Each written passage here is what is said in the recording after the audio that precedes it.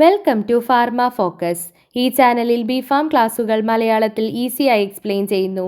Syllabus based explanation ആണ്. ഇതുപോലത്തെ helpful കണ്ടന്റ്സിന് വേണ്ടി please to like and subscribe. ഇന്ന് നമ്മൾ BPharm 7th semester pharmacy practice എന്ന സബ്ജക്റ്റിൽ ഡ്രഗ് ഡിസ്ട്രിബ്യൂഷൻ സിസ്റ്റം എന്ന ടോപ്പിക്കാണ് ഡിസ്കസ് ചെയ്യുന്നത്. ഇമ്പോർട്ടൻ്റ് ആയിട്ടുള്ള ചാപ്റ്ററാണ് drug distribution system. Previous year question പേപ്പറിലൊക്കെ റിപ്പീറ്റഡ് ആയിട്ട് ചോദിച്ചു വരുന്ന ക്വസ്റ്റ്യൻ ആണ്. വീഡിയോ സ്കിപ്പ് ചെയ്യാതെ ഫുള്ളായിട്ട് കാണാൻ നോക്കുക. ഇതിൽ നമ്മൾ ചാർജിങ് പോളിസി, ലേബലിംഗ് കാര്യങ്ങളൊക്കെ എക്സ്പ്ലെയിൻ ചെയ്യുന്നുണ്ട്. ഫസ്റ്റ് നമുക്ക് എന്താണ് ഡ്രഗ് ഡിസ്ട്രിബ്യൂഷൻ സിസ്റ്റം നോക്കാം. ഡ്രഗ് ഡിസ്ട്രിബ്യൂഷൻ സിസ്റ്റം എന്ന് പറഞ്ഞു കഴിഞ്ഞാൽ സപ്ലയേഴ്സിന് ഡ്രഗ്സിനെ റിസീവ് ചെയ്യുന്ന ഒരു കണ്ടിന്യൂസ് പ്രോസസ്സാണ്. ഇവിടെ ഡ്രഗ് ഡിസ്പെൻസിങ്ങിന് 2 ടൈപ്പ് പേഷ്യൻസ് ആണുള്ളത്. ഇൻ പേഷ്യൻസും ഉണ്ട്, ഔട്ട് പേഷ്യൻസും ഉണ്ട്. ഇൻ പേഷ്യൻസ് എന്ന് പറഞ്ഞു കഴിഞ്ഞാൽ ട്രീറ്റ്മെൻറ്റിന് വേണ്ടിയിട്ട് ഹോസ്പിറ്റലിലോട്ട് അഡ്മിറ്റ് ആവുന്ന പേഷ്യൻസ് ആണ് ഇൻ പേഷ്യൻസ്. ഔട്ട് പേഷ്യൻസ് എന്ന് പറഞ്ഞാൽ ആംബുലേറ്ററി പേഷ്യൻസ് ആണ്. അവർ ജസ്റ്റ് ട്രീറ്റ്മെൻറ്റിനോ അല്ലെങ്കിൽ കൺസൾട്ടേഷനോ വേണ്ടിയിട്ട് ഹോസ്പിറ്റലിലോട്ട് വിസിറ്റ് ചെയ്യാണ്, അവിടെ അഡ്മിറ്റ് ആവുന്നില്ല. അവരാണ് ഔട്ട് പേഷ്യൻസ് എന്ന് പറയുന്നത്. നമുക്ക് രണ്ടും പഠിക്കാനുണ്ട്. ഫസ്റ്റ് നമുക്ക് ഇൻപേഷ്യൻ്റ് ഡ്രഗ് ഡിസ്ട്രിബ്യൂഷൻ സിസ്റ്റം നോക്കാം. ഇൻപേഷ്യൻ്റ് എന്താണ് നമ്മൾ ഓൾറെഡി പറഞ്ഞു. ഇനി ഫാർമസിസ്റ്റ് സർവീസസ് എന്ന് പറഞ്ഞാൽ ഓരോ ഡിപ്പാർട്ട്മെൻറ്റിനനുസരിച്ചും വാരി ചെയ്യുന്നുണ്ട്.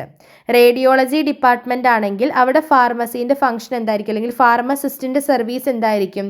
ഡയഗ്നോസ്റ്റിക് പർപ്പസിന് വേണ്ടിയിട്ട് മെഡിസിൻസ് കൊടുക്കുക. ഓപ്പറേഷൻ തിയേറ്റർ ആണെങ്കിൽ injections, infusions, antiseptic solution, surgical supplies, other supplies, catheter, cotton bandages ഒക്കെ പ്രൊവൈഡ് ചെയ്യുക എന്നുള്ളതാണ് ഫാർമസിസ്റ്റ് സർവീസ് അവിടെ വരുന്നത്. ഇതിൽ തന്നെ 4 ടൈപ്പ് ഓഫ് ഡ്രഗ് ഡിസ്ട്രിബ്യൂഷൻ സിസ്റ്റമാണ് നമുക്ക് പഠിക്കാനുള്ളത്.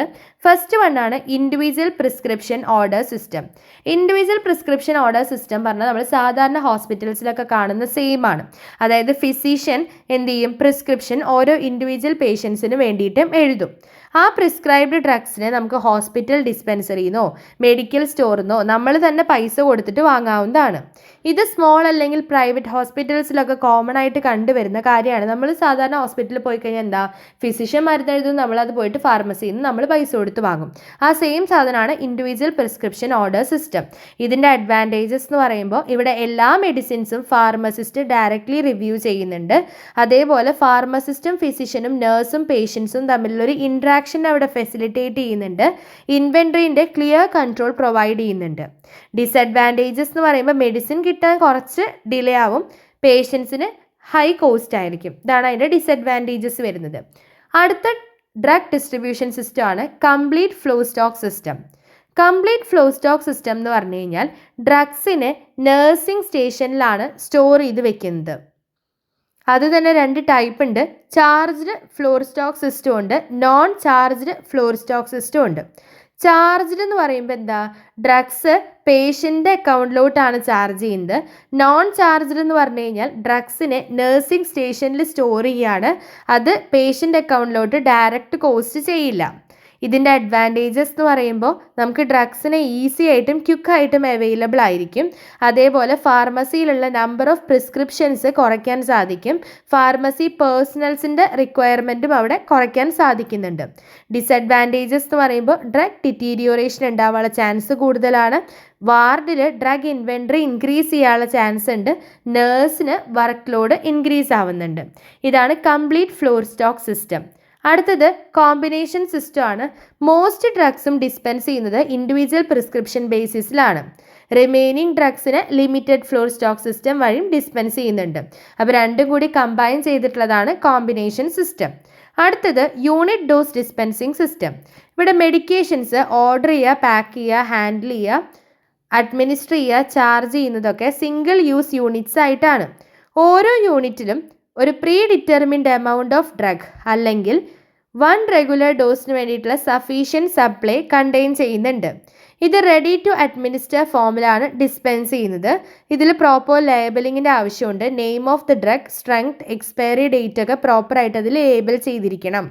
2 type of unit dose dispensing system ആണുള്ളത്. സെൻട്രലൈസ്ഡ് യൂണിറ്റ് ഡോസ് ഡിസ്പെൻസിങ്ങും decentralised unit dose dispensing.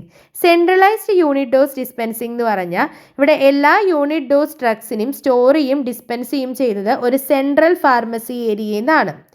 Decentralise എന്ന് പറയുമ്പോൾ യൂണിറ്റ് ഡോസ് ഡ്രഗ്സിനൊക്കെ ഒരു സ്മോൾ സാറ്റലൈറ്റ് ഫാർമസീസിലോട്ട് ആണ് സ്റ്റോർ ചെയ്യുന്നത് ക്ലോസർ ടു ദ വാർഡ്സിനോട് അടുത്ത് കിടക്കുന്ന സ്മോൾ സാറ്റലൈറ്റ് ഫാർമസിയിലാണ് ഡ്രഗ്സിനെ ഇവിടെ സ്റ്റോർ ചെയ്തിരിക്കുന്നത്. അപ്പോൾ ഇതാണ് 4 type of drug distribution system. അടുത്ത ടോപ്പിക്കാണ് charging policies four drugs in hospital. General ആയിട്ട് പറയുകയാണെങ്കിൽ ഹോസ്പിറ്റൽസിന് ഒരു യൂണിഫോം ചാർജിങ് പോളിസി ആവശ്യമാണ്. അൺബയാസ്ഡ് പ്രൈസ് വേണം പേഷ്യൻസിലോട്ട് ചാർജ് ചെയ്യാൻ വേണ്ടിയിട്ട്. നമ്മൾ എന്തും കൺസിഡർ ചെയ്യണം, ഹോസ്പിറ്റലിൻ്റെ ഫിനാൻഷ്യൽ ഇൻട്രസ്റ്റും കൺസിഡർ ചെയ്തിരിക്കണം. ഇനി നമുക്ക് ഓരോ ചാർജിങ് പോളിസി നോക്കുകയാണെങ്കിൽ ഫസ്റ്റ് വൺ ആണ് പെർ ഡേം സിസ്റ്റം. പെർ ഡേം സിസ്റ്റം എന്ന് പറഞ്ഞു കഴിഞ്ഞാൽ ഡ്രഗ് ചാർജസ് ഒക്കെ എല്ലാം ഇൻക്ലൂസീവ് ആണ്, അതായത് സ്പെഷ്യൽ റേറ്റ് ഒന്നും ഉണ്ടായിരിക്കില്ല. ചാർജസ് കാൽക്കുലേറ്റ് ചെയ്യുന്നത് എങ്ങനെയാണ്, 250 പേഷ്യൻസിൻ്റെ studying charges for a sample of 250 patients. 250 പേഷ്യൻസിൻ്റെ സാമ്പിളിന് ചാർജസ് സ്റ്റഡി ചെയ്തിട്ടും അതേപോലെ average daily charge for drugs and pharmaceutical സർവീസസിനെ കാൽക്കുലേറ്റ് ചെയ്തിട്ടുമാണ് ചാർജസിനെ കാൽക്കുലേറ്റ് ചെയ്യുന്നത്. ഇനി അതിൻ്റെ അഡ്വാൻറ്റേജസ് എന്ന് പറയുമ്പോൾ superior pharmaceutical services, administrative and accounting cost നമുക്ക് റെഡ്യൂസ് ചെയ്യാൻ സാധിക്കും. അടുത്തൊരു ചാർജിങ് പോളിസിയാണ് പാർട്ട് ഇൻക്ലൂസീവ് റേറ്റ്. ഇവിടെ ചാർജസ് ഡ്രഗ്സിന് മാത്രമാണ് ഫ്രീ അല്ലെങ്കിൽ സപ്ലൈഡ് ലിസ്റ്റ് അല്ല. Charges are made only for drugs not on the free or supplied list. അടുത്തതാണ് പ്രൊഫഷണൽ ഫീ കോൺസെപ്റ്റ്. ഇവിടെ ഒരു ഫിക്സ്ഡ് പ്രൊഫഷണൽ ഫീ ചാർജ് ചെയ്തിട്ടുണ്ട് എല്ലാ ഓപ്പറേറ്റിംഗ് എക്സ്പെൻസസിനെയും കവർ ചെയ്തുകൊണ്ട്. Recover pharmacy expenses and total hospital expenses. ഇത് നമുക്ക് മാർക്കപ്പ് അല്ലെങ്കിൽ മാർജിനോട് കമ്പൈൻ ചെയ്യാൻ സാധിക്കില്ല. ഇതിന് നമുക്ക് 3 ഫോർമുലാസ് ഉണ്ട്. ഫസ്റ്റ് ഫോർമുലയാണ് professional fee equal to cost of dispensing plus profit. Cost of dispensing എങ്ങനെ കാണാം, total operating expenses minus drug cost all divided by number of prescriptions filled. അടുത്ത ഫോർമുലയാണ് professional fee equal to executive salary plus prescription sales divided by total sales into operating expenses divided by total prescriptions plus desired net income per prescription. Formula 3 professional fee equal to desired profit plus prescription lab expenses all divided by number of prescription filled. ഈ 3 formula വെച്ചിട്ടാണ് നമ്മൾ professional fee concept കൊണ്ടുവരുന്നത്. അടുത്തതാണ് cost plus rate system.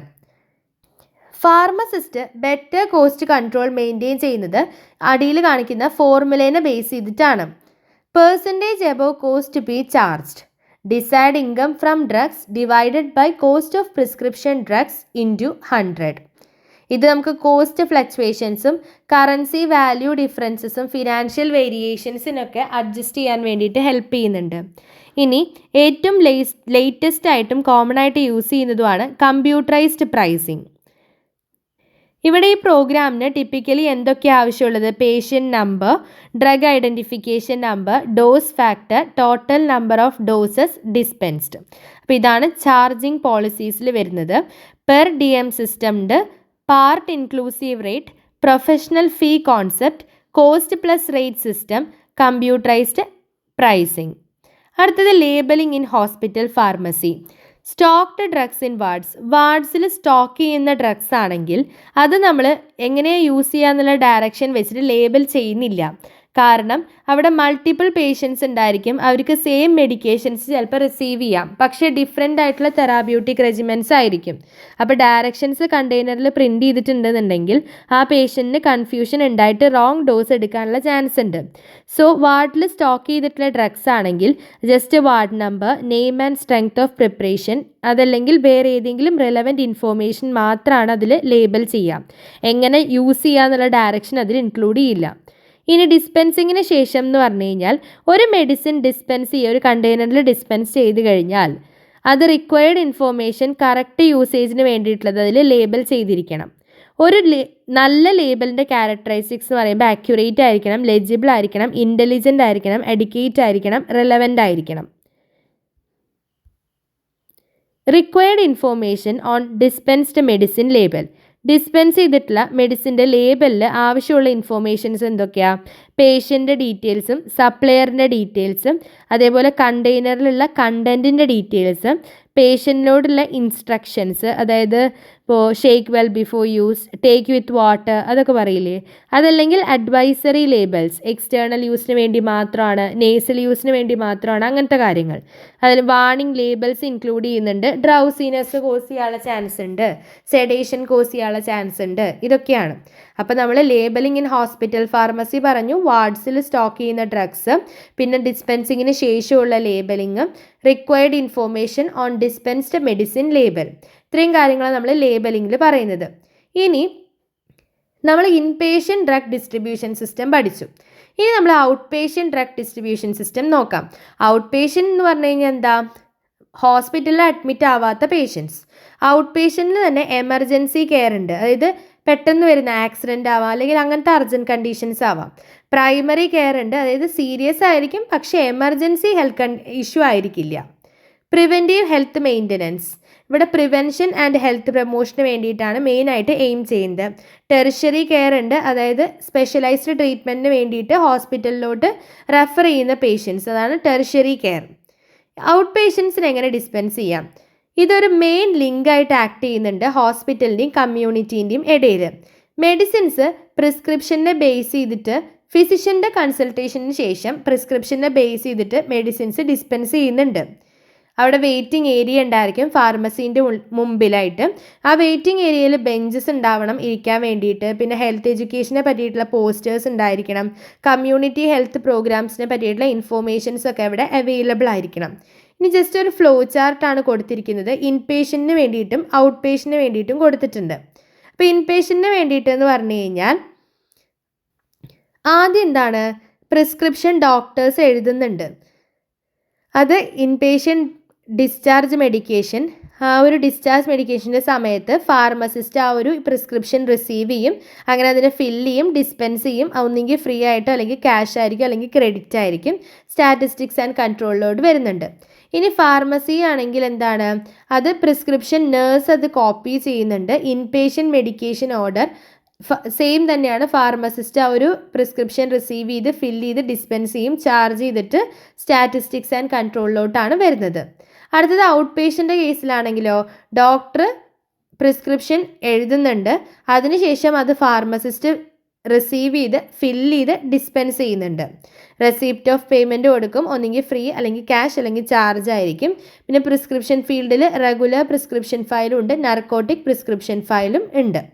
അപ്പോൾ ഇതാണ് രണ്ട് flow chart. ഇത് important ആണ്. ഇത് രണ്ടും വരച്ച് വെക്കുകയാണെങ്കിൽ നമുക്ക് കുറച്ചുകൂടി മാർക്ക് പെട്ടെന്ന് കിട്ടും.